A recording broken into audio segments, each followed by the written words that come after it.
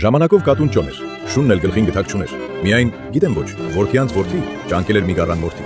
Եկավ մի օր ձմեռվան մտի, կատվի կուշտը տարավ մորթին։ Բարաջողում ուստա փիսո, գլուխս մրսեց, իսեր աստծո, առես մորթին ու ինձ համար մի գթակ կարի գլխիս հարմար, վարձիդ համար մի ամիտ մնա, համահամար շատ շուշանա, աչքի վրա քերի քուչի, մի գթակ ահոմի քուրք չի, քու թանկագին խաթեր համար ուրփաթորը համեցեք տար, հողի մասին ավելորդ է, մեր մեջ խոսելն էլ ամոթ է։